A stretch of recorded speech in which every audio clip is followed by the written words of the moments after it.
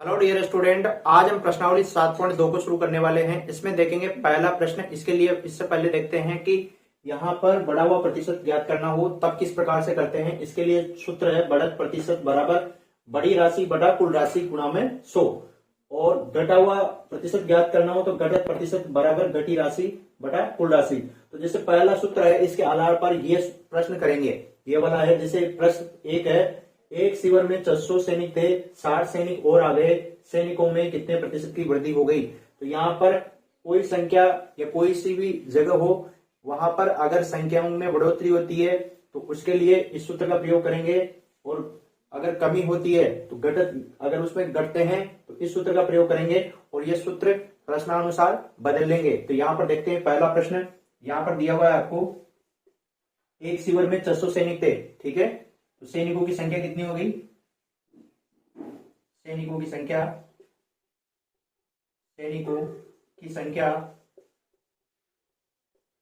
600 और 60 सैनिक बाद में आ गए, 60 सैनिक और आ गए। तो यहां पर सैनिकों की वृद्धि,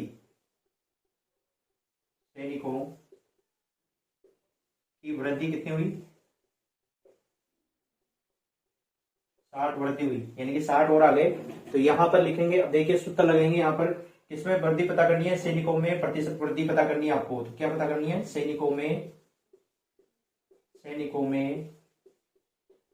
प्रतिशत वृद्धि, ये आपको पता करनी है। इसके लिए सूत्र क्या होगा? इसके लिए सूत्र हो जाएगा, देखिए, बड़ी राशि यानी कि कितने सैनिक आए? 60 सैनिक आए। तो इसके लिए सूत्र जमाएंगे सैनिकों की वृद्धि या सैनिकों में वृद्धि। इसको लिख लीजिए, सैनिकों में वृद्धि। यहां पर सैनिकों में वृद्धि कितनी हुई? सैनिकों में वृद्धि। और यहां पर लिख लेना पहले सैनिकों की संख्या, पहले लिख लेना पहले शब्द यहां पर, पहले सैनिकों की संख्या। तो यहां पर मैं लिखूंगा पहले सैनिकों की संख्या। पहले सैनिकों की संख्या कितनी है? यहां पर 600 और सैनिकों में वृद्धि कितनी है? 60। तो यहां पर सैनिकों में प्रतिशत वृद्धि ज्ञात करते हैं। सैनिकों में वृद्धि कितनी हो गई? 60 हुई है। और कितने पे हुई है? 600 में, ठीक है। तो यहां पर गुणा भी लिखना है, गुणा 100। यहां पर 100 आ रहा है गुणा, तो गुणा भी लिखना है आपको, गुणा 100। एक जीरो से एक जीरो कट गया, एक जीरो से एक जीरो कट गया, और 6 से 6 कट गया, तो क्या बचा? यहाँ 1, तो 10 बचा। यहाँ पर 10% की वृद्धि हुई। किसमें? सैनिकों में। कितने प्रतिशत की वृद्धि हुई? 10% की वृद्धि हुई है। किसमें? सैनिकों में। प्रतिशत वृद्धि कितनी हुई है? 10% की वृद्धि हुई है। तो इस प्रकार से यह पहला प्रश्न हल करेंगे, ठीक। दूसरा प्रश्न देखते हैं। दूसरे प्रश्न से पहले यहाँ पर कुछ इंपॉर्टेंट चीजें देखते हैं, ठीक है। ये आपको याद भी होनी चाहिए। देखिए, एक शब्द आता है क्रय मूल्य, इसे कॉस्ट प्राइस बोलते हैं। इसका मतलब क्या होता है? कोई भी वस्तु आप खरीदते हो, उसे उस मूल्य को बोलते हैं क्रय मूल्य। जो भी वस्तु आप बाजार से या कहीं से भी खरीदते हैं पैसों से, तो वो मूल्य क्या कहलाता है? क्रय मूल्य कहलाता है। तो खरीदना क्या कहलाएगा? क्रय मूल्य यानी खरीदना, ठीक है। कोई वस्तु कितने रुपए में खरीद रहे हो आप, तो खरीदना क्या कहलाएगा? क्रय मूल्य कहलाएगा। कोई वस्तु आप बेच रहे हो जैसे, ठीक है ना। तो जैसे अपन कोई भी वस्तु बेचते हैं तो उसको, वो मूल्य क्या कहलाएगा? विक्रय मूल्य कहलाता है, यानी कि सेलिंग प्राइस बोलते हैं मुझे, ठीक है। बेचना यानी कि बेचने का मतलब क्या है? विक्रय करना, विक्रय मूल्य बोलेंगे उसे। कोई भी वस्तु जिस मूल्य पर बेची जाती है उस मूल्य को विक्रय मूल्य कहते हैं। इसके बाद में है लाभ। अब लाभ कब होता है? जब आपका कोई वस्तु आपने खरीदी और उसको ज्यादा मूल्य पर बेच दिया आपने, ठीक है, तब आपको लाभ होता है। तो यहां पर विक्रय मूल्य ज्यादा होगा, किससे? क्रय मूल्य से। यानी कि आप किसी वस्तु को ज्यादा मूल्य पर बेचोगे कम मूल्य पर खरीद कर, ठीक है। तो विक्रय मूल्य यानी बेचना, और क्रय मूल्य यानी खरीदना। तो विक्रय मूल्य ज्यादा होगा क्रय मूल्य से, ठीक है। यानी कि बेचान मूल्य ज्यादा होगा खरीद मूल्य से, ठीक है। तो लाभ का सूत्र क्या है? इस सूत्र को याद रखना है आपको। इस सूत्र को हम किसी भी प्रकार से प्रयोग में ले सकते हैं, ठीक है। लाभ बराबर क्या होता है? विक्रय मूल्य में से माइनस घटाएंगे क्रय मूल्य। यानी कि कोई वस्तु है, आपने 50 रुपए की खरीदी और उसको 100 रुपए में बेच दी, तो यहां पर आपको लाभ कितना हुआ? आपने 50 रुपए में खरीदी यानी कि, और 100 में बेच दी, तो 100 में बेचा, विक्रय मूल्य 100 हो गया आपका, माइनस क्रय किया, आपने खरीदा उसको 50 रुपए में, तो 100 माइनस 50, तो 50 आपका लाभ हो जाएगा वहां पर सीधा सीधा, ठीक है। इसी प्रकार से हानि है, तो हानि में क्या होता है, विक्रय मूल्य छोटा होता है किससे, क्रय मूल्य से। यानी कि कोई वस्तु अगर आप खरीद लो, जैसे 100 रुपए में खरीद लिया आपने, ठीक है, 100 रुपए में खरीदी और उसको आप किसमें बेचो, 50 रुपए में बेचो, तो उसको आप उस वस्तु पर आपको 50 रुपए का घाटा होगा। तो यहाँ पर क्या है, हानि क्या होती है, क्रय मूल्य माइनस विक्रय मूल्य, इसमें आपका खरीद मूल्य ज्यादा होगा और बेचने वाला मूल्य कम होगा, ठीक है, तब आपको हानि होती है, ठीक है। तो ये बेसिक परिभाषाएं थी, ये दोनों आपको रट लेना है अच्छे से, ये दोनों सूत्र, इन सूत्रों का बार बार प्रयोग करेंगे जब भी प्रश्नों में आवश्यकता होगी।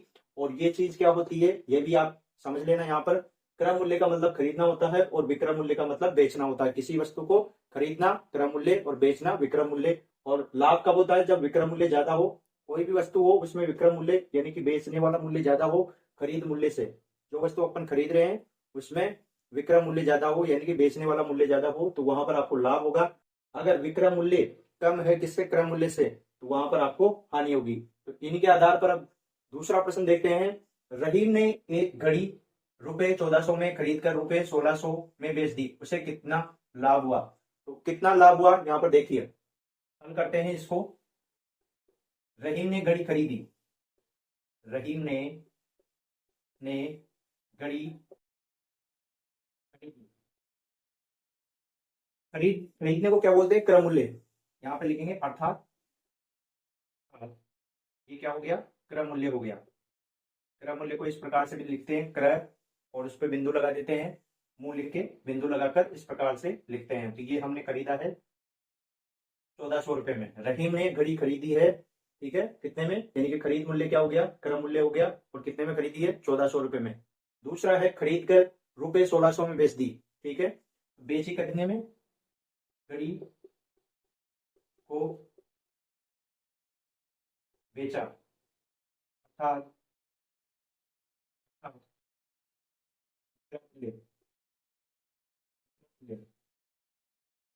रुपए 1600, ठीक है, यहाँ पर 1600 में बेचा है उसने, तो उसे कितना लाभ हुआ ये पता करना आपको प्रश्न में, ठीक है।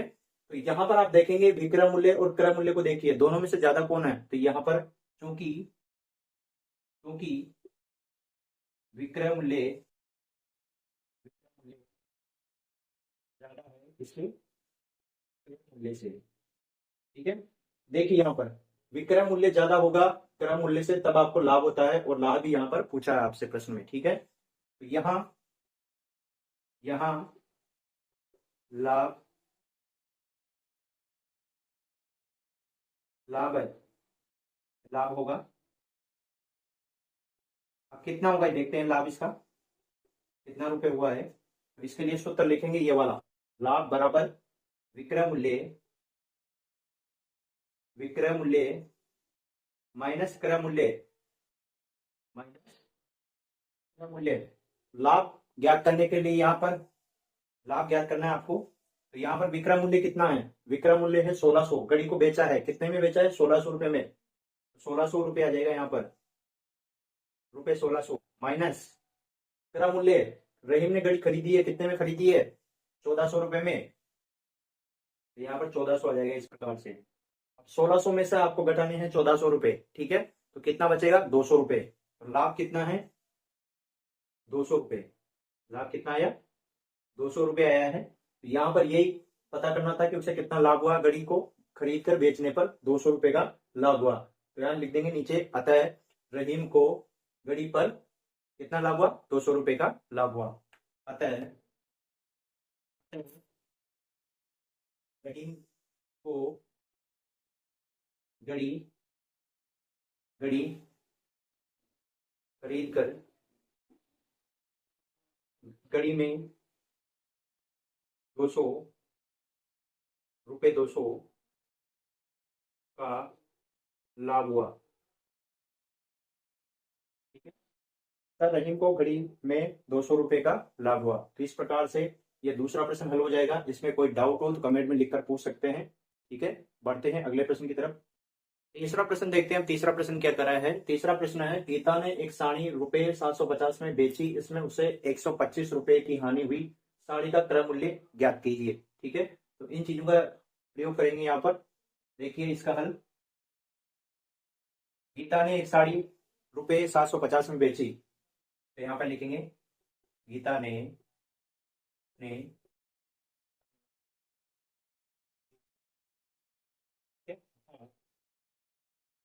का मतलब क्या हुआ, विक्रय मूल्य। विक्रय मूल्य कितना हो गया यहाँ पर, विक्रय मूल्य हो गया रुपए 450। ठीक है, इसमें उसे कितने रुपए 125 की हानि हुई। हानि कितनी हुई, हानि हुई है उसे रुपए 125 की। और साड़ी का क्रय मूल्य आपसे पूछा है, क्या पूछा है, साड़ी का क्रय मूल्य। तो देखिए हानि हुई है, विक्रय मूल्य आपको दे रखा है, आपसे पूछा है क्रय मूल्य, ये वाला फॉर्मूला लगाएंगे। ठीक है, देखिए हानि दे रखी है, इसमें आपको विक्रय मूल्य दे रखा है, क्या पूछा है, क्रय मूल्य पूछा है। तो इस सूत्र को मैं इस प्रकार से जमा लूंगा। ठीक है, क्रय मूल्य ज्ञात करना है अपने को, तो इस प्रकार से मैं जमा लूंगा इसको। साड़ी का क्रय मूल्य, इसका सूत्र क्या हो जाएगा, क्रय मूल्य यहाँ पर रहेगा, इसका पक्षांतर में इधर कर दूंगा, तो ये हो जाएगा हानि प्लस विक्रय मूल्य। ठीक है, बराबर क्रय मूल्य। इस प्रकार से यहाँ लिख देता हूं मैं, ये हो जाएगा इस प्रकार से, हानि, या इधर लिख लो विक्रय मूल्य को पहले लिख लो, विक्रय प्लस हानि बराबर क्रय मूल्य। ठीक है, ये फॉर्मूला बन जाएगा। इस तरीके से मैंने क्या किया है यहाँ पर बता देता हूँ मैं आपको। यहाँ पर क्रय मूल्य को यही रखा है, माइनस विक्रय मूल्य का पक्षांतर बराबर की चिन्ह के इधर किया है, तो यहाँ पर विक्रय मूल्य आ गया, प्लस का चिन्ह आ जाएगा बीच में। ठीक है, तो यहाँ पर इस सूत्र का प्रयोग करेंगे। तो यहाँ मैंने लिखा साड़ी का क्रय मूल्य, तो क्रय मूल्य आ गया। अब इसको लिखना है विक्रय मूल्य प्लस, ये आ जाएगा आपका साड़ी का क्रय मूल्य, दोनों का योग कर देंगे। रुपए 750 है विक्रय मूल्य, यानी कि गीता ने साड़ी बेची, कितने में बेची, 750 रुपए में बेची। ठीक है, तो रुपए 750 विक्रय मूल्य आ गया। हानि कितनी हुई, इस साड़ी को बेचने पर उसे रुपए 125 की हानि हुई। ठीक है, तो हानि कितनी हुई, रुपए, साड़ी कितने रुपए में खरीदी उसने, यानी कि क्रय मूल्य ज्ञात करना है, साड़ी का क्रय मूल्य, यानी कि साड़ी कितने रुपए में उसने खरीदी। इनका योग करेंगे 750 और 125 का, तो 0 और 5, 5, 5 और 2 7 और 1। ठीक है, यहाँ पर रुपए 875 क्या आ जाएगा, साड़ी का मूल्य आ जाएगा। ठीक है, रुपए 875 साड़ी का मूल्य आ जाएगा जो उसने खरीदी थी। ठीक है, अतः साड़ी का क्रय मूल्य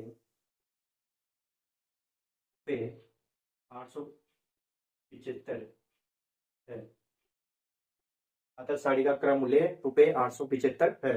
तो इस प्रकार से ये तीसरा प्रश्न करेंगे इन सूत्र की सहायता से ही। ठीक है, तो इस सूत्र की सहायता से ये तीसरा प्रश्न हुआ है। अगला प्रश्न देखते हैं, चौथा प्रश्न देखते हैं। चौथा प्रश्न क्या कर रहा है, एक किसान ने एक गाय रुपए 13,000 में खरीदी और उसे रुपए 2500 की हानि उठाकर बेच दी। किसान ने गाय कितने रुपए में बेची, यानी कि इसमें आपको विक्रय मूल्य ज्ञात करना है, बेचने वाली चीज पूछ रहा है तो विक्रय मूल्य ज्ञात करना है। ठीक है, यहाँ पर आपको दिया हुआ है वो चीज लिख लेते हैं पहले तो। हल इसका देखिए, किसान ने एक गाय खरीदी। ठीक है, तो यहाँ पर लिखते हैं किसान ने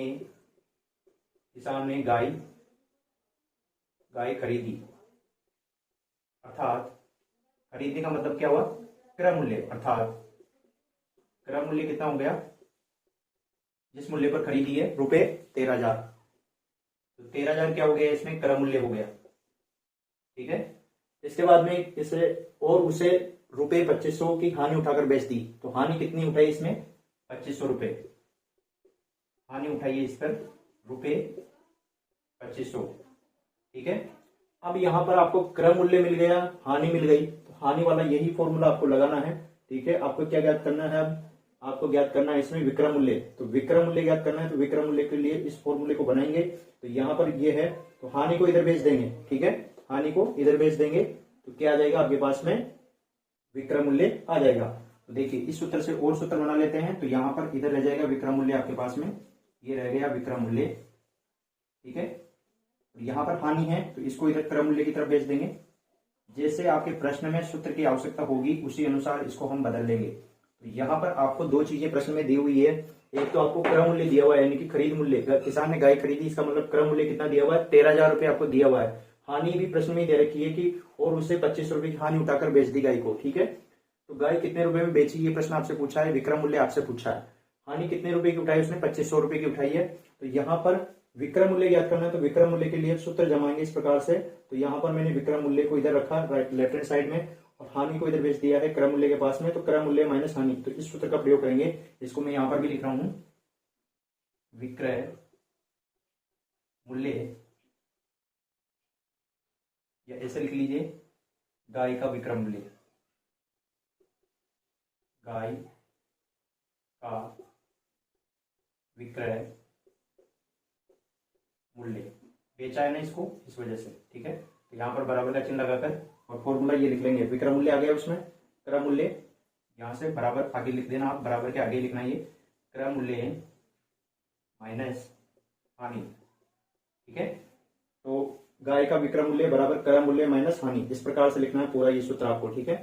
गाय का विक्रय मूल्य आपको पता करना है, तो यहां मैं विक्रय मूल्य लिखूंगा सीधा, विक्रय मूल्य, क्रय मूल्य कितना दिया है प्रश्न में आपको, रुपए 13,000, रुपए 13,000 आपको दिया हुआ है, माइनस हानि कितनी दी हुई है, हानि बेचने से, गाय को बेचने से कितनी हानि हुई, रुपए 2500, रुपए 2500 यहां पर लिखना है। अब यहां से आपको 13,000 में से 2500 घटाने हैं, ठीक है। तो विक्रय मूल्य आ जाएगा, विक्रय मूल्य कितना आएगा, रुपए, यहां पर हम देखते हैं दिया जाएगा 10,500, ठीक है। 13,000 में से आप 2,500 घटाएंगे तो ये आ जाएगा 10,500, यानी कि उसने एक गाय 13,000 रुपए में खरीदी, 2500 रुपए का नुकसान उठाया, यानी कि हानि उठाई उसने, और 10,500 में उस गाय को बेच दिया है उसने, ठीक है, किसने, एक किसान ने, ठीक है। तो यहां पर हम लिखेंगे, अतः किसान ने गाय रुपए 10,500 में बेची, ठीक है। तो इस प्रकार से यह प्रश्न होगा, ठीक है। यहाँ पर विक्रय मूल्य कितना आ गया, यानी कि बेचने वाला मूल्य कितना आ गया, 10,500 आ गया है। तो इस प्रकार से ये चौथा प्रश्न आपका होगा। अगला प्रश्न देखते हैं, पांचवा प्रश्न देखते हैं। पांचवा प्रश्न क्या कह रहा है, एक दुकानदार ने एक किताब रुपए 10 में खरीद कर रुपए 11 में बेच दी, उसे कितने प्रतिशत लाभ हुआ। अब प्रतिशत लाभ नई चीज यहाँ पर आई है, प्रतिशत लाभ। ये प्रतिशत लाभ क्या होता है, इसके लिए देखिए, हम जानते हैं कि लाभ बराबर क्या होता है, विक्रय मूल्य ज्यादा हो जब क्रय मूल्य से, ठीक है। यानी कि लाभ निकालने के लिए आपके पास में विक्रय मूल्य माइनस क्रय मूल्य होगा, यानी कि बेचने वाला मूल्य ज्यादा होगा और खरीदने वाला मूल्य कम होगा। तो लाभ प्रतिशत कैसे निकलेगा, देखिए, लाभ प्रतिशत निकालने के लिए बराबर लाभ कितना आया यहाँ पर, ठीक है। लाभ जो आएगा वो यहाँ पर ऊपर लिखा जाएगा बटा में क्रय मूल्य, क्रय मूल्य उस वस्तु को आपने कितने मूल्य पर खरीदा है वो वाला, यहाँ पर नीचे, और गुणा में 100, तो ये कहलाएगा आपका लाभ प्रतिशत, ठीक है। हानि क्या होता है, क्रय मूल्य माइनस विक्रय मूल्य होता है, यानी कि खरीद मूल्य ज्यादा होता है हानि में, खरीद मूल्य में से बेचने वाला मूल्य घटाएंगे, तो या ऐसे कहें कि खरीद मूल्य क्या है, ज्यादा होता है किससे, बेचने वाले मूल्य से, ठीक है, तब आपको हानि होती है। तो क्रय मूल्य में से विक्रय मूल्य घटाते हैं तो हानि निकल के आ जाती है। हानि प्रतिशत ज्ञात करने के लिए हानि प्रतिशत बराबर, हानि कितनी निकल के आई यहाँ पर, तो हानि को ऊपर लिखते हैं बटा में क्रय मूल्य आएगा, यहाँ पर भी क्रय मूल्य सेम रहेगा दोनों में, नीचे क्रय मूल्य आएगा गुणा 100। तो दोनों सूत्र एक जैसे ही है, इस सूत्र को आपको याद कर लेना है, ये काम आने वाले हैं दोनों सूत्र, ठीक है। ये सूत्र याद कर लेना है। जैसे हानि प्रतिशत लाभ प्रतिशत की बात करें तो वहां पर ऊपर क्या आ जाएगा, लाभ है तो लाभ आ जाएगा, लाभ प्रतिशत है तो लाभ आ जाएगा, हानि प्रतिशत तो हानि आ जाएगा, और नीचे क्रय मूल्य, यहाँ पर भी नीचे क्रय मूल्य और गुणा में 100 रहेंगे। तो अब प्रश्न देखते हैं, अपना 5वां प्रश्न है, इसको हल करते हैं। यहाँ पर आपको दिया हुआ है, एक दुकानदार ने एक किताब 10 रुपए में खरीदी और 11 में बेच दी। देखिए यहाँ पर दुकानदार ने किताब खरीदी, ठीक है, अर्थात क्रय मूल्य कितना हो गया इसका, क्रय मूल्य हो गया यहाँ पर खरीद मूल्य, खरीद मूल्य कितना है, किताब, एक किताब कितने में खरीदी, रुपए 10 में, रुपए 10 में उसने खरीदी, ठीक है। 10 रुपए में खरीद कर उसने 11 में बेच दी, तो बेचने वाला मूल्य, किताब बेची अर्थात विक्रय मूल्य, अर्थात विक्रय मूल्य कितना है, रुपए 11। ठीक है, अब यहाँ पर हमें पता करना है प्रतिशत लाभ। ठीक है, तो लाभ भी आएगा क्योंकि यहाँ पर विक्रय मूल्य ज्यादा आ रहा है। देखेंगे आप, विक्रय मूल्य ज्यादा है किससे? क्रय मूल्य से, खरीद मूल्य से ज्यादा आ रहा है बेचने वाला मूल्य। ठीक है, तो यहाँ पर ये सूत्र लगाएंगे लाभ वाला। ठीक है, तो यहाँ क्या हुआ, लाभ भी पूछ रहा है प्रश्न में, तो डायरेक्ट वही सूत्र लगा देते हैं, लाभ बराबर विक्रय मूल्य है माइनस विक्रय मूल्य माइनस क्रय मूल्य, क्रय मूल्य। ठीक है, लाभ ज्ञात करेंगे, इसके लिए देखते हैं विक्रय मूल्य कितना आ रहा है, 11 रुपये 11 आ रहा है, माइनस क्रय मूल्य कितना आ रहा है, 10। ठीक है, रुपये 11 में से रुपये 10 घटाएंगे, यानी 11 में से 10 घटाना है, सिंपल सी बात यह है। तो यहाँ पर लाभ कितना आ गया है, लाभ आ गया है 1 रुपया। ठीक है, रुपये 1 यहाँ पर लाभ आ गया है। अब यहाँ पर लाभ प्रतिशत ज्ञात करनी है, तो ये वाला फॉर्मूला लगाएंगे। तो यहाँ पर क्या ज्ञात करना है, प्रतिशत लाभ ज्ञात करनी है। तो यहाँ पर प्रतिशत लाभ, प्रतिशत लाभ या लाभ प्रतिशत एक ही बात है। लाभ यहाँ पर कितना है वो रखेंगे, बटा में क्रय मूल्य आएगा आपका। ठीक है, और गुणा 100। तो यहाँ पर आप देखिए प्रतिशत लाभ ज्ञात करने के लिए ये मैंने लिखा प्रतिशत लाभ, प्रतिशत लाभ। और यहाँ पर देखिए लाभ कितना हुआ, रुपये 1 का, रुपये 1 रुपये का लाभ हुआ, क्योंकि 10 रुपये में उसने किताब खरीदी और 11 रुपये में बेच दी, तो 1 रुपये का लाभ हुआ। लाभ को लिखेंगे ऊपर। ठीक है, यहाँ पर बटा में क्रय मूल्य, खरीदी कितने में उसने किताब, 10 रुपये में, तो 10 नीचे आएगा, और गुणा, गुणा में आ जाएगा 100।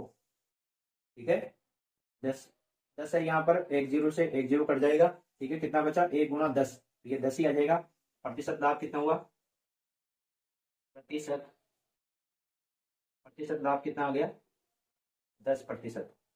ठीक है, ये आंसर आ जाएगा इसमें 5वें प्रश्न में। इस प्रकार से इसको 5वें प्रश्न को हल करना है। इन सूत्रों को साथ के साथ आप रट लेना अच्छे से, इनका प्रयोग इसमें होता है।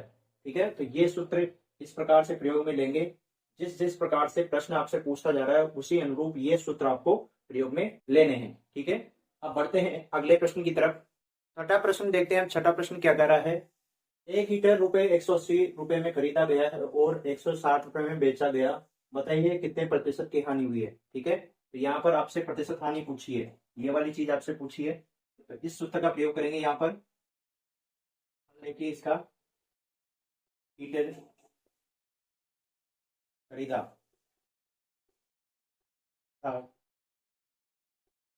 क्रय मूल्य, क्रय मूल्य कितना है इसका, रुपये 180। कितना है, रुपये 180। तो हीटर, 1 हीटर 180 रुपए में खरीदा गया, तो हीटर खरीदा अर्थात क्रय मूल्य कितना है हीटर का, 180 रुपए। इसके बाद में बेचा, तो हीटर बेचा अर्थात हीटर का विक्रय मूल्य कितना है, विक्रय मूल्य है 160 रुपये, 160। अब यहाँ पर प्रतिशत हानि आपको ज्ञात करनी है, उससे पहले आपको हानि पता करनी होगी कि इसमें हानि कितनी हुई है। इसके लिए ये वाला सूत्र प्रयोग में लेंगे। तो यहाँ पर आपके पास में दिया हुआ है क्रय मूल्य है, विक्रय मूल्य है, तो इसमें डायरेक्ट रखेंगे क्रय मूल्य विक्रय मूल्य, तो यहाँ से हानि निकल के आ जाएगी। हानि देखिए कितनी निकल के आएगी, हानि का सूत्र रखेंगे ये क्रय मूल्य माइनस विक्रय मूल्य। ठीक है, पहले आपको हानि निकालनी पड़ेगी, इसलिए ये सूत्र लिखेंगे क्रय मूल्य और विक्रय मूल्य, माइनस करेंगे क्रय मूल्य में से विक्रय मूल्य, यानी कि खरीद मूल्य में से बेचने वाला मूल्य घटाएंगे। तो यहाँ पर क्रय मूल्य ये रहा 180 रुपए, तो हानि कितने रुपए की हुई, यहाँ पर देखिए क्रय मूल्य है रुपये 180 और विक्रय मूल्य है रुपये 160। ठीक है, यहाँ पर हानि 180 में से 160 घटाएंगे तो कितना बचेगा, 20 रुपये, 20 की हानि हुई है यहाँ पर, या 20 रुपए की हानि हुई है। ठीक है, 20 रुपए की यहाँ पर हानि हुई है। अब हानि प्रतिशत ज्ञात करना है, प्रश्न में लिखा है प्रतिशत की हानि ज्ञात कीजिए, तो हानि प्रतिशत ज्ञात करना है। तो यहाँ पर ये सूत्र लिख लेंगे, हानि प्रतिशत बराबर हानि, हानि बटा क्रय मूल्य गुणा 100, गुणा 100। हानि प्रतिशत ज्ञात कर रहे हैं, बराबर हानि बटा क्रय मूल्य गुणा 100, ये वाला सूत्र लगाया है यहाँ पर। अब यहाँ पर हानि कितनी हुई है, 20 रुपए की हुई है, तो हानि प्रतिशत देखिए, हानि प्रतिशत यहाँ पर हानि हुई है आपको 20 रुपए की, और क्रय मूल्य कितना है हीटर का, खरीद मूल्य कितना है 180 है, 180 लिखेंगे यहाँ पर। ठीक है। हीटर का खरीद मूल्य वही क्या कहलाता है, क्रय मूल्य कहलाता है, गुणा गुणा यहाँ पर 100। ठीक है। यहाँ पर ये कट गया, एक जीरो से एक जीरो कट गया, ये 2 से कट गया 9 बार। ठीक है। 2 से ये 1 बार कट गया और 18 कट गए 9 बार। 100 में आपको भाग देना है किसका, 9 का। ठीक है। एक तरफ आप भाग दे लीजिए, यहाँ पर मैं दे रहा हूँ 100 में इसका भाग देना है 9 का। 9 का भाग देंगे तो ये आ जाएगा 1 बार में 9 एकम 9। यहाँ बचेगा 1, यहाँ से 0 उतार लेंगे। अब 10 में फिर 9 का भाग देंगे तो ये जाएगा कितने बार, 1 बार। यहाँ फिर 9, यहाँ बचा 1, यहाँ लगा दिया हमने दशमलव। ठीक है। दशमलव के बाद में यहाँ पर 0 लिख सकते हैं। इसके बाद में फिर यहाँ पर 1 बार, फिर 9 आ गया, 1, फिर से 0 लगा सकते हैं। ये इस तरीके से चलता रहेगा। तो यहाँ पर अपने पास में दशमलव के बाद में 2 अंक आने के बाद में हम यहाँ पर रुक जाते हैं। ठीक है। तो यहाँ से घटाएंगे तो ये क्या आ जाएगा, 11.11। ये भागफल आ गया है और शेषफल यहाँ एक ही रहेगा, तो बार बार यही एक एक आता रहेगा यहाँ पर। ठीक है। तो यहाँ पर हम इसमें लिख देते हैं हानि प्रतिशत हुआ, तो में आपको भाग भाग दिया हमने 9 का। ये आया है आपके पास में हानि प्रतिशत 11.11%। ठीक है। तो हानि प्रतिशत कितना आया है, हानि प्रतिशत आया है 11.11। ठीक है। तो एक हीटर को यहाँ पर 180 रुपए में खरीद कर 160 रुपए में बेचते हैं, तो हानि प्रतिशत कितना आएगा, 11.11%। ये यहाँ पर छठा प्रश्न इस प्रकार से होगा। सातवां प्रश्न देखते हैं। सातवां प्रश्न क्या कर रहा है, प्रतिशत लाभ या प्रतिशत हानि ज्ञात कीजिए, जबकि इस प्रकार से इनमें क्रय मूल्य और विक्रय मूल्य आपको दिया हुआ है। इसमें क्या वाला लेते हैं पहले, यहाँ पर आपको क्रय मूल्य दिया हुआ है, क्रय मूल्य है 120 रुपए, विक्रय मूल्य आपको दिया हुआ है इसमें 150 रुपए, 150। ठीक है।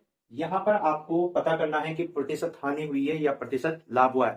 तो ये कैसे पता करेंगे, पहले ही देखेंगे कि कौन सा ज्यादा है इसमें। तो यहाँ पर ज्यादा है क्योंकि यहाँ पर विक्रय मूल्य ज्यादा है किससे, क्रय मूल्य से। ठीक है। क्रय मूल्य से ज्यादा है विक्रय मूल्य। ठीक है। कैसे पता पड़ रहा है, क्योंकि यहाँ पर 150 लिखा हुआ है विक्रय मूल्य में और 120 क्रय मूल्य में लिखा हुआ है। ठीक है। तो विक्रय मूल्य ज्यादा है क्रय मूल्य से, तो यहाँ क्या होगा, लाभ होगा, यहाँ लाभ होगा। ठीक है। लाभ कितना होगा, अब लाभ देखते हैं। लाभ ज्ञात करने का सूत्र क्या है, विक्रय मूल्य। ठीक है। विक्रय मूल्य माइनस क्रय मूल्य। विक्रय मूल्य कितना दिया हुआ है प्रश्न में, विक्रय मूल्य दिया हुआ है 150, तो लाभ कितना हुआ, विक्रय मूल्य 150 दिया हुआ है और क्रय मूल्य आपको दिया हुआ है 120। ठीक है। तो लाभ कितना हुआ, लाभ हो गया आपके रुपए 30 का, 30 रुपए का आपको लाभ हो गया है यहाँ पर। अब यहाँ पर आपको पता करना है इसमें लाभ प्रतिशत, क्योंकि लाभ हुआ है तो लाभ प्रतिशत ही आएगा आपका। ठीक है। तो लाभ प्रतिशत के लिए सूत्र लगाएंगे ये वाला। ठीक है। यहाँ पर लाभ प्रतिशत बराबर सूत्र क्या है, लाभ बटा क्रय मूल्य गुणा, तो ये वाला सूत्र है। यहाँ पर लाभ प्रतिशत लाभ कितना हुआ, रुपए 30 का, बटा में क्रय मूल्य कितना था, क्रय मूल्य यहाँ पर आप देख सकते हैं क्रय मूल्य कितना है 120, तो ये 120 गुणा 100। अब यहाँ पर देखिए इस 0 से ये 0 कट गया, 3 से ये 1 बार कट गया 3, और ये 12 कट गए 3 से 4 बार। ठीक है। और 100 में 4 का भाग देंगे तो 25 आ जाएगा। तो यहाँ पर ये काटेंगे आप, 100 बटा 4 का भाग देंगे, 100 यहाँ पर है, 4 ये बचा, 100 बटा 4। तो यहाँ पर लाभ प्रतिशत कितना आ जाएगा, लाभ प्रतिशत आ जाएगा पहले का 100 में 4 का भाग देंगे तो 25 आएगा। लाभ प्रतिशत कितना आ गया है यहाँ पर, 25 आ जाएगा। ठीक है। अब आप देखिए देख सकते हैं 100 में 4 का तो 25 ही आएगा। ठीक है। तो क वाला इस प्रकार से होगा। इसके बाद में अब देखते हैं ख वाला।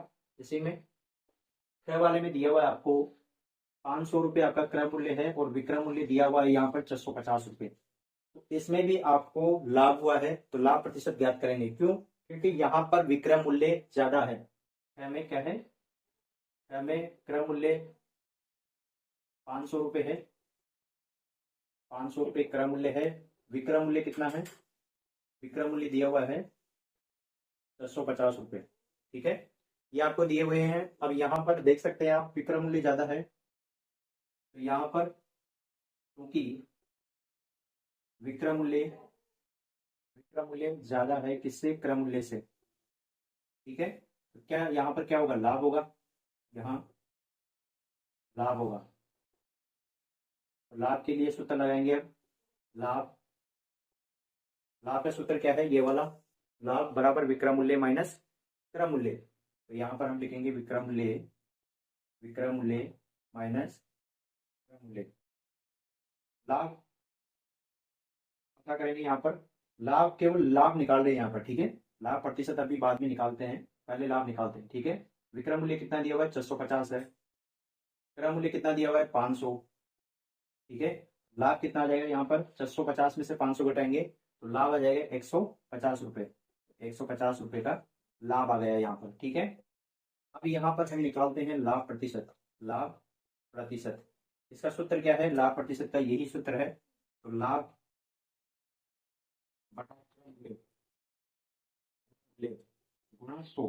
ठीक है, इस सूत्र में सारे मान रख देते हैं। तो लाभ प्रतिशत क्या आता है देखते हैं। यहाँ पर लाभ कितना आया, 150 रुपये आया, हमने यहाँ पर निकाला 650 में से 500 घटा के। ठीक है, यहाँ पर 150 लाभ आ गया है। क्रय मूल्य कितना है, प्रश्न में दिया हुआ है 500, तो यहाँ पर क्रय मूल्य है 500 गुणा में 100। ठीक है, यहाँ पर 2 जीरो से 2 जीरो कट गया। ठीक है, यहाँ बचा 150 बटा 5, ये बचेगा 150 बटा 5। ठीक है, अब 5 से 15 कट जाएगा, यहाँ पर ये 15 है, जीरो इसको अलग रखते हैं तो ये कट गया, यहाँ बचा 30। यानी कि 150 कितने बार में कटा, 5 से 30 बार में, तो यहाँ पर 30 आ जाएगा। तो लाभ प्रतिशत कितना हुआ इसमें, लाभ प्रतिशत हो गया 30%। ठीक है, तो ख वाले में कितना लाभ प्रतिशत आया, 30%। ठीक है, अब देखते हैं ग वाला, इसमें कोई समस्या है तो आप इन सूत्रों को देखिए पहले। तो इन सूत्रों की सहायता से ये सवाल हल कर रहे हैं। यहाँ पर हमने पहले देखा विक्रय मूल्य ज्यादा है क्रय मूल्य से, इसका मतलब यहाँ लाभ होगा। लाभ का हमने सूत्र लिखा यहाँ से, ये वाला विक्रय मूल्य माइनस क्रय मूल्य। 650 आपको विक्रय मूल्य दिया हुआ है, माइनस 500 यहाँ पर क्रय मूल्य है। 650 में से 500 घटाया, 150 आ गया आपका लाभ। लाभ प्रतिशत के लिए ये सूत्र का प्रयोग किया है, लाभ बटा क्रय मूल्य गुणा 100। यहाँ पर लाभ आया आपका 150, तो इसको यहाँ पर रखा। क्रय मूल्य यहाँ पर आपको प्रश्न में दिया हुआ है 500, जीरो से जीरो कट गया। ठीक है, दोनों जीरो से दोनों जीरो, यहाँ बचा 150 बटा 5। 5 से 15 कट जाता है 3 बार, और जीरो पीछे लगा देंगे तो यानी कि 150 5 से 30 बार कट जाएगा। तो लाभ प्रतिशत 30% इस प्रकार से आया है। अब देखते हैं इसमें 7वें का ग, इसमें दिया हुआ है क्रय मूल्य आपको 90.75 और विक्रय मूल्य दिया हुआ है 60.50। तो यहाँ पर विक्रय मूल्य कम है क्रय मूल्य से, इसका मतलब यहाँ पर हानि हुई है। तो देखते हैं इसको, यहाँ पर हल देखते हैं इसका। ठीक है, क्योंकि क्रय मूल्य ज्यादा है किससे, विक्रय मूल्य से, तो यहाँ पर क्या होगा, यहाँ पर हानि होगी, यहाँ हानि होगी। ठीक है, यहाँ क्या होगी, हानि होगी। अब हानि कितनी होगी, हानि के लिए सूत्र लगाएंगे अब। हानि बराबर क्रय मूल्य माइनस विक्रय मूल्य। ठीक है, ये वाला सूत्र लगाएंगे यहाँ पर, क्रय मूल्य माइनस विक्रय मूल्य। तो यहाँ पर हम देखिए हानि निकालने के लिए मान रखते हैं, ये क्रय मूल्य कितना है 90.75 माइनस विक्रय मूल्य कितना है 60.50। ठीक है, यहाँ पर दशमलव लिखा लगा हुआ है इनके बीच में, तो यहाँ पर 90.75 में से 60.50 घटाना है। यहाँ पर आप देख सकते हैं इस प्रकार से घटाएंगे। ठीक है, यहाँ पर 60.50 इस प्रकार से दिया हुआ है, और ये आपको माइनस करने हैं। यहाँ से 5 में से 0 गया तो 5, 7 में से 5 गया तो 2, दशमलव आ रहा है तो दशमलव यहाँ लगाएंगे। 0 में से 0 गया तो 0, 9 में से 6 गया तो 3। यहाँ हानि कितनी आई, यहाँ पर हानि आ गई है 30.25। ठीक है, यहाँ पर ये हानि आई है, तो ये किसमें है, रुपए 30.25 की आपको हानि हुई है इसमें। अब यहाँ पर पता करना है आपको, हानि जब होती है तो हानि प्रतिशत ज्ञात करेंगे। तो यहाँ पर आपको पता करना है हानि प्रतिशत, ठीक है। हानि प्रतिशत ज्ञात करनी है तो हानि प्रतिशत का सूत्र ये है, यहाँ पर हानि कितने हुई आपको 30.25 की, बटा में क्रय मूल्य रखेंगे गुणा 100। तो पहले सूत्र लिखते हैं ये वाला, हानि बटा क्रय मूल्य गुणा 100। यहाँ पर हानि कितने हुई आपको, हानि प्रतिशत के लिए देखते हैं, हानि प्रतिशत, हानि कितनी हुई 30.25, बटा में क्रय मूल्य कितना है, क्रय मूल्य आपको प्रश्न में दिया हुआ था 90.75 गुणा में 100, ठीक है। अब यहाँ पर देखिए, यहाँ पर 2 अंकों के बाद में दशमलव आ रहा है, ठीक है, 2 अंकों के बाद में दशमलव आ रहा है इधर, और यहाँ पर भी 2 अंकों के इधर है दशमलव। अगर ऐसा आपको दिखाई देता है तो ये दशमलव यहाँ से हट जाता है दोनों से, ठीक है। यहाँ क्या हो जाएगा, ये 3025 हो जाएगा, और नीचे क्या हो जाएगा 9075 हो जाएगा, ठीक है। यहाँ पर इसको यहाँ पर इस प्रकार से लिख लेंगे, हानि, यहाँ पर ये हो गया 3025 बटा में 9075 गुणा 100, ठीक है। अब इनको कैंसिल करना है, काटना है आपस में इस प्रकार से कि आपस में कट जाए, ठीक है। तो यहाँ पर हम इनको काटने का प्रयास करते हैं। यहाँ पर हानि प्रतिशत ज्ञात कर रहे थे, यहाँ पर इनको काटते हैं, किससे काटेंगे, इनको काटते हैं 25 से, ठीक है। किससे काटेंगे 25 से, 25 का भाग देंगे 21 में, 3025 में, 3025 में भाग देते हैं 25 का, कितने बार जाता है देखते हैं। तो यहाँ पर लिखेंगे उसको हानि प्रतिशत, पहले देखते हैं ऊपर वाली संख्या कितने से कटेगी पूरी। 25 का भाग दे रहे हैं पहले, 25 एकम 25, यहाँ बचा 5 और ये 2, फिर से 2 बार 50 में, ये 2 और 5 एक बार में, तो ऊपर कटा 121 बार में 25 से, और नीचे 9075, ये कितने बार कटेगा 25 से, क्योंकि दोनों को समान अंकों से काटना है। इसको 25 से काटा तो इसको भी 25 से काटेंगे, इसको 25 से काटेंगे तो ये कटेगा 3 बार में 75, ठीक है।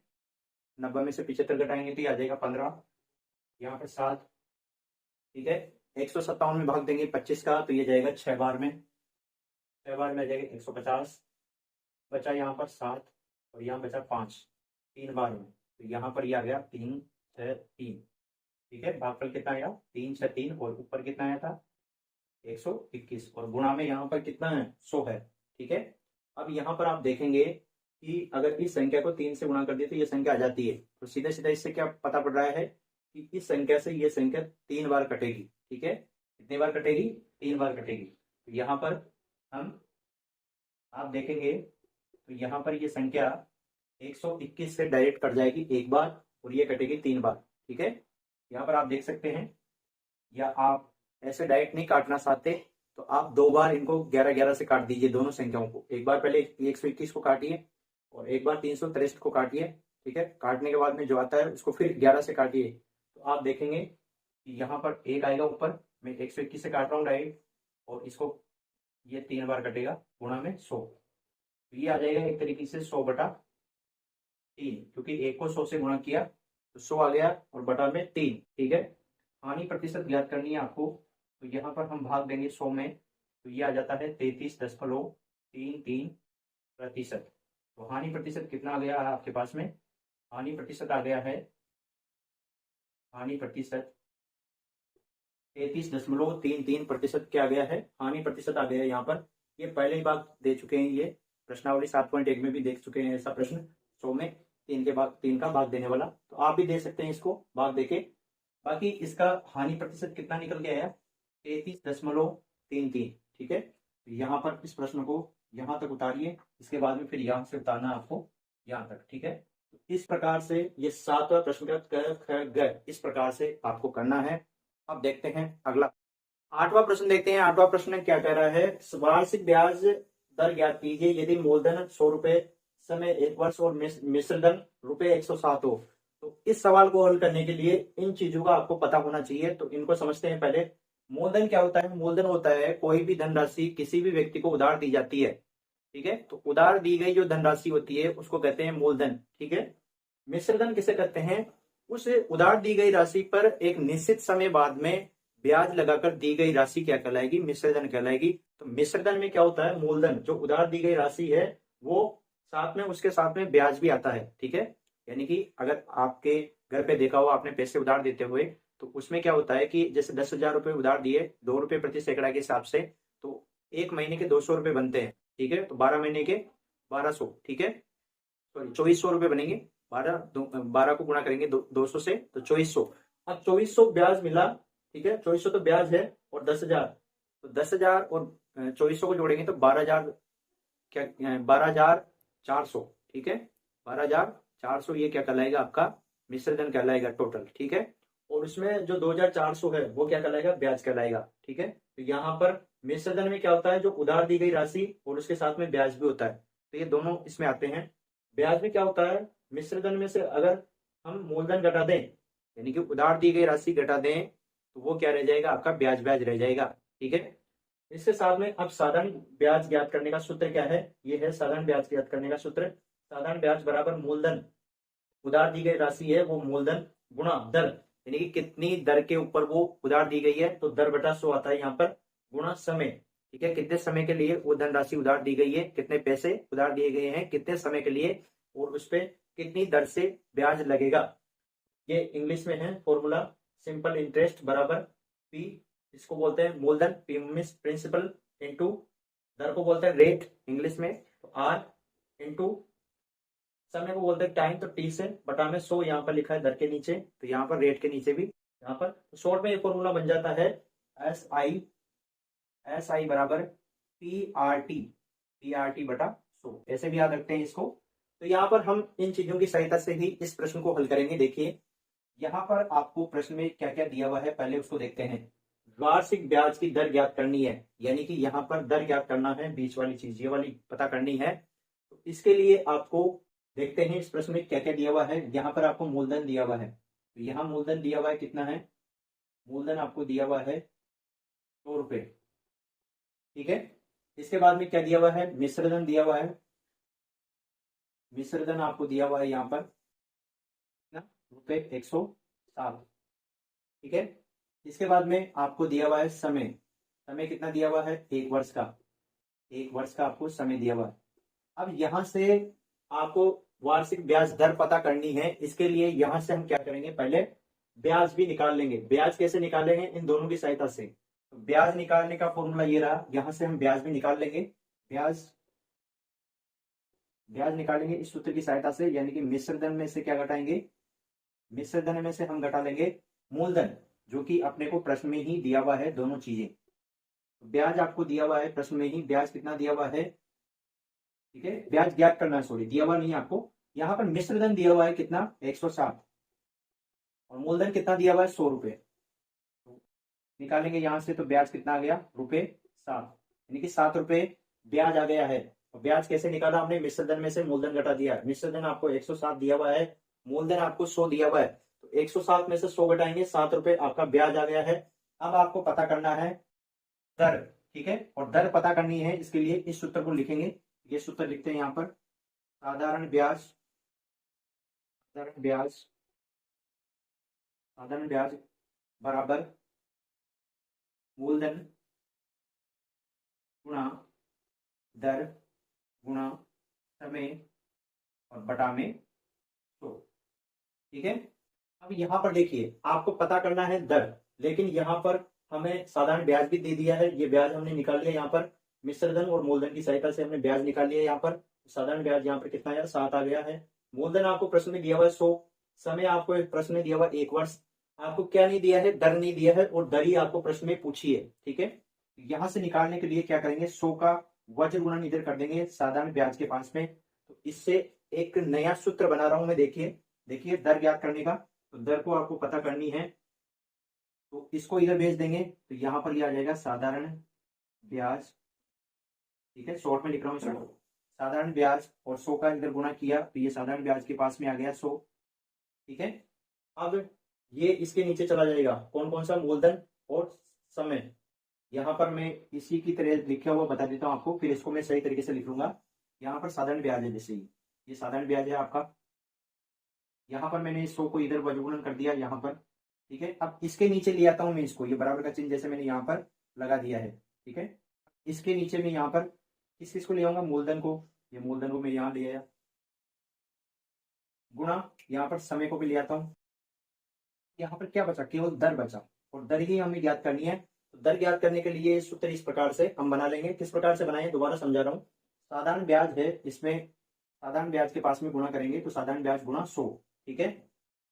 इसके बटा में भाग लगाएंगे इसका मूलधन, मूलधन को इसके नीचे ले आएंगे, गुणा समय को भी यहाँ ले आएंगे इसके नीचे, ठीक है। तो यहाँ पर ये दर ज्ञात करने का सूत्र बन गया है। अब मैं यहाँ पर क्या करूंगा, इसको इधर लिख लेता हूँ, दर को बराबर में, ठीक है। इधर लिख लिया मैंने, ठीक है। अब दर ज्ञात करने का सूत्र यह बन गया है। अब यहाँ पर दर ज्ञात करते हैं, सिंपल तरीके से दर ज्ञात हो जाएगी। देखिए साधारण ब्याज कितना आया, ये ब्याज है, यही साधारण ब्याज है। इसको कभी कभी साधारण ब्याज कर देते हैं, कभी ब्याज कर देते हैं, तो इसमें आपको घबराना नहीं है। साधारण ब्याज का मतलब 7 गुणा में 100, यहाँ गुणा 100 लिखा हुआ तो 100। मूलधन कितना दिया हुआ है प्रश्न में, 100।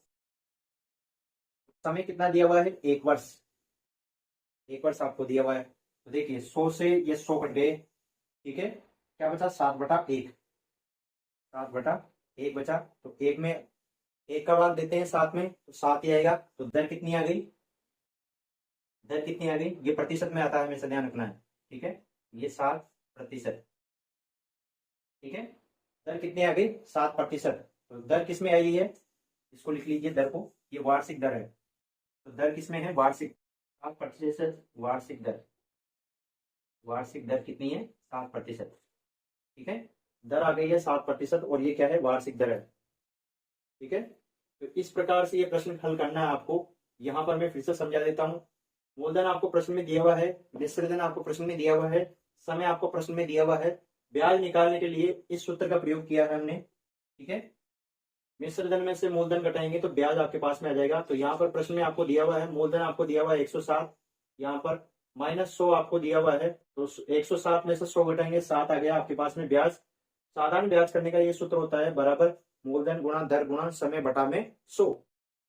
इस 100 को मैं यहाँ लिया है साधारण ब्याज के पास में, बटा में मूलधन को नीचे लिया है, इनके नीचे लिया है यहाँ पर।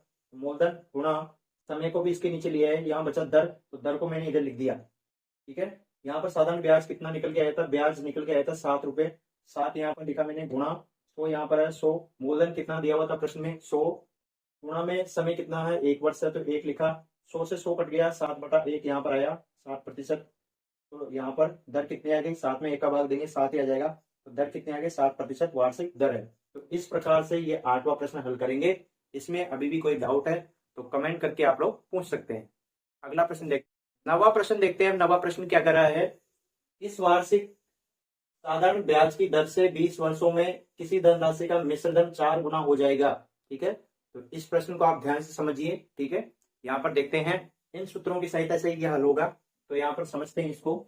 यहाँ पर आपको ना तो मूलधन दिया हुआ है, ना ही यहाँ पर आपको मिश्रधन दिया हुआ है, बस ये कह दिया है कि कोई धनराशि है, धनराशि का मिश्रधन 4 गुना हो जाएगा, ठीक है। कितने वर्षों में, 20 वर्षों में। तो समय आपको दिया हुआ है और कुछ भी यहाँ पर दिया हुआ नहीं है, बस इतना लिखा है, मिश्रधन 4 गुना हो जाएगा।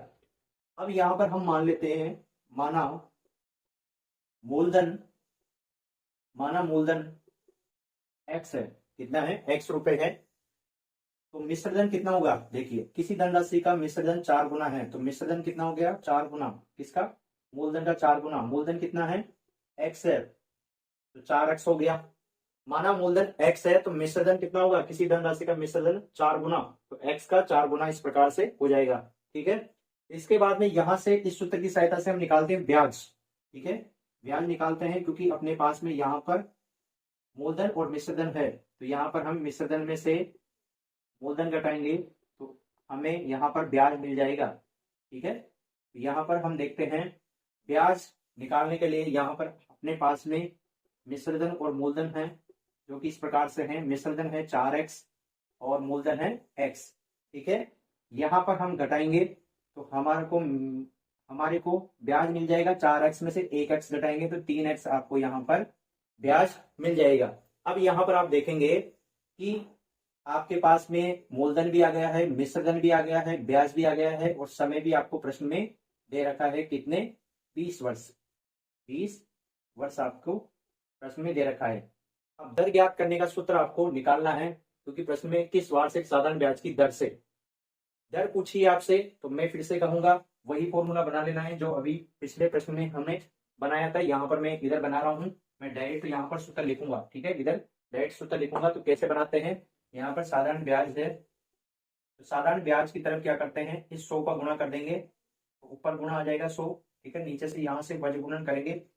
यहाँ पर कोई संख्या है और नीचे से इधर आ रही है तो इसको बोलते हैं वज्र गुणन, ठीक है। तो साधारण ब्याज के पास में 100 आ जाएगा, गुणा हो जाएगा इस प्रकार से।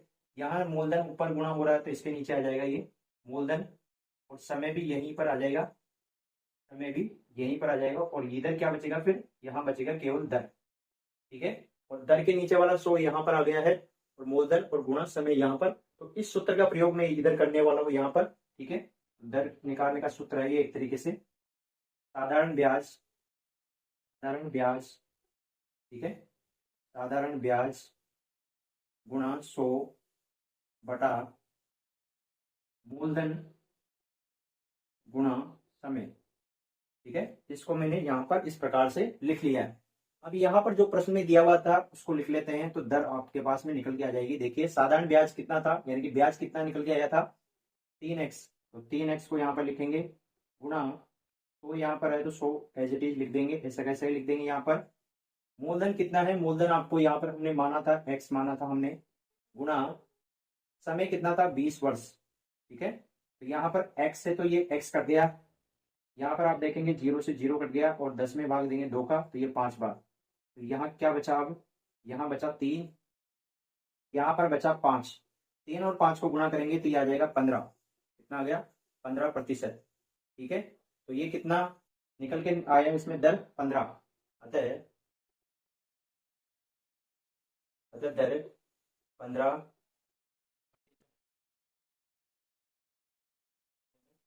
वार्षिक दर, इसमें वो बोला है वार्षिक साधारण ब्याज की दर, तो वार्षिक दर 15% है, ठीक है। इस प्रकार से ये आपका नवा प्रश्न होगा, एक बार और समझ लीजिए इसको ढंग से। यहाँ पर प्रश्न में आपको मूलधन दिया हुआ नहीं था तो मैंने यहाँ पर x मान लिया है, मिश्रधन यहाँ पर लिखा है किसी धनराशि का मिश्रधन 4 गुना हो जाएगा, तो हमने मूलधन x माना, तो x का 4 गुना, ठीक है, 4x हो जाएगा। अब यहाँ से आपको निकालना है ब्याज, और ब्याज निकालने के लिए यहाँ से इस सूत्र का प्रयोग किया है हमने, ब्याज बराबर मिश्रधन माइनस मूलधन होता है, तो ब्याज बराबर मिश्रधन 4x है, माइनस करेंगे x, 4x में से 1x घटाया हमने तो 3x ब्याज आ गया है। समय आपको प्रश्न में दिया हुआ है 20 वर्षों में कोई धनराशि मिश्रधन का 4 गुना हो जाती है। दर यहाँ पर, अब ये सूत्र हमने कहाँ से निकाला है, यह सूत्र इस सूत्र की सहायता से हमने निकाला है। तो यहाँ पर किस प्रकार से निकाला है मैंने बता दिया है आपको।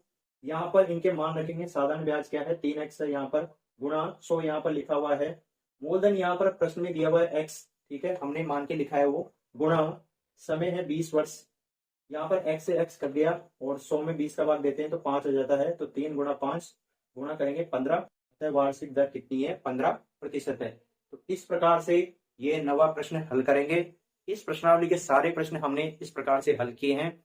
अगर इनमें आपको कहीं पर डाउट है तो कमेंट में लिखकर पूछ सकते हैं। वीडियो पर लाइक करें, चैनल को सब्सक्राइब करें, और इस वीडियो को अपने दोस्तों के साथ शेयर करें।